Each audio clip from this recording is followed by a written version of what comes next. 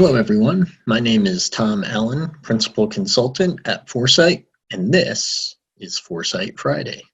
Tonight's question is, my company recently subscribed to Office 365. What's the best way to keep it secure?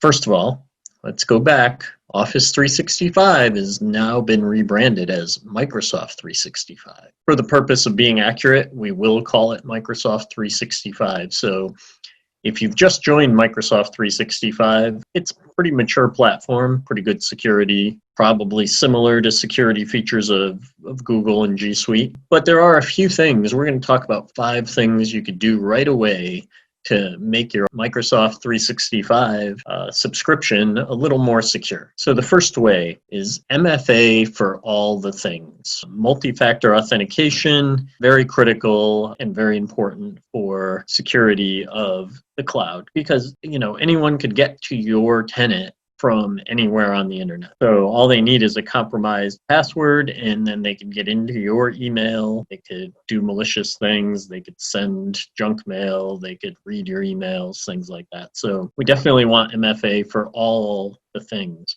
Now, occasionally you might have an account that, say, is for your scanner, copier, multifunction, to be able to email a scan or something like that. You can't use MFA for that because when it authenticates, there's no way for it to respond with the code. So that's fine. You can leave MFA off for that, but disable all the other access methods. So disable Outlook on the web, disable the applications for your phones and things. The only thing it needs to do is authenticate to send mail. Any service account like that needs to authenticate but doesn't need an interactive logon, then that's fine. Don't put MFA on it, but disable all those other things that are on by default. Train your users, because your users could compromise your security because they already have access. And if they're not trained, they might do it inadvertently. So what are we talking about? Well, we already talked about MFA, but also use strong passwords. Teach them what a good password is. Teach them not to reuse passwords that they used on their Yahoo account or on their Hotmail account. And basically teach them what a good password is and how to use it and how to maintain it. Obviously, since you're enabling MFA already, because that was number 1, teach them never to give that code to someone. Say they're sitting there one day and they get an email that says it's from helpdesk@yourcompany.com, trying to access your account, need to make some security settings changes. Please text or email me the code that you see on your phone. Don't send it. There's been a lot of talk about bypassing MFA. For the most part, the way anybody is bypassing it is not through technical means, it's through scamming your users into it. So teach your users how to be secure in their methods of using Microsoft 365. Also protect your devices.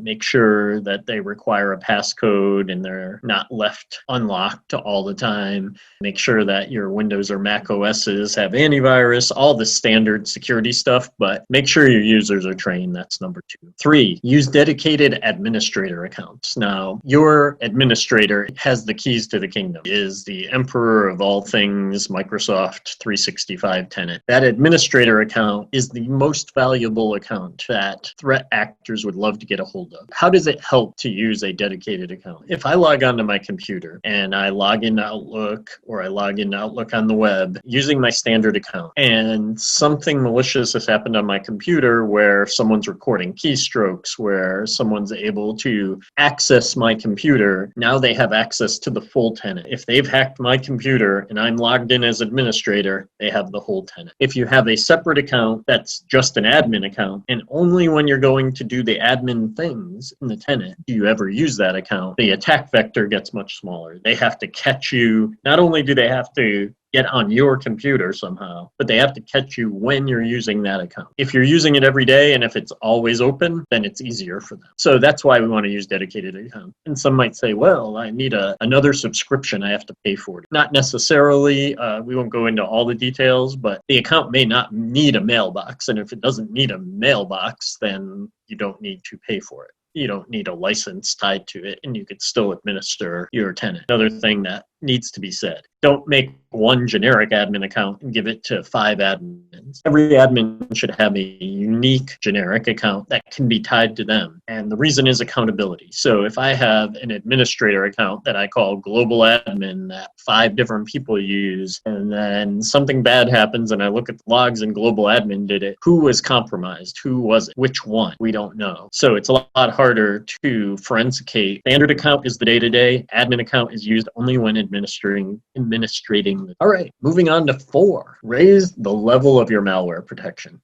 So by default, Microsoft 365 has some malware protection, and I'm also going to include spoofing detection in this. If you want to raise the level of malware protection, you go to the Security and Compliance Center, you go to your policies, you find the anti-malware policy, and in it, you turn on the filter to filter common attachment. And what that does is common things that get attached that contain malware or ransomware or anywhere are going to be excluded from being able to be attached. Some people might have a problem with that because maybe they want to attach things like that. There's workarounds and you need to figure those out because honestly, these are the files that are going to get your whole network and your whole tenant into trouble. So you want to make sure those are filtered. And then the spoofing thing is kind of a side thing. Set up an anti-spoofing policy. Now it's a little tricky because there's probably things or people, systems that you use that are external to you that you send email via yourdomain.com, and these need to be excluded. So in your spoofing policy, you need to have a list of these and say, don't allow anything that says it's mycompany.com from outside that's trying to send, because that's a spoof, but allow these IPs or these domains to do it. So it's a little more tricky and it takes a little work.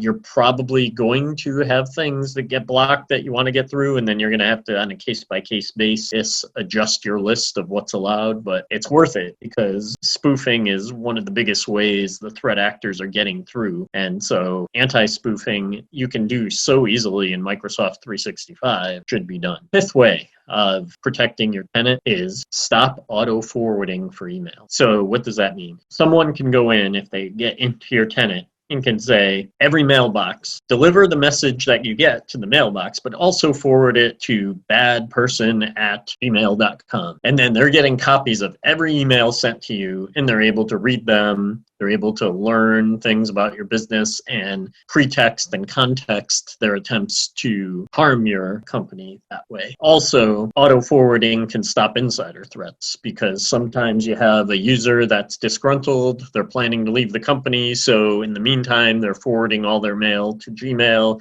They're using that to try to forward sensitive internal documents. Just turn it off. All you have to do is create a mail transport rule that says reject auto forward to external users, and that problem's solved. Those 5 things can help secure your tenant a lot. Now, there's a bunch of other things, and I suggest that anyone who's securing a Microsoft 365 tenant, look up the Center for Internet Security's benchmark for Microsoft 365. It has a whole bunch of other things you could do to secure your tenant. And they get into SharePoint, they get into Microsoft Teams, they get into all sorts of the various applications and things you have in Microsoft 365.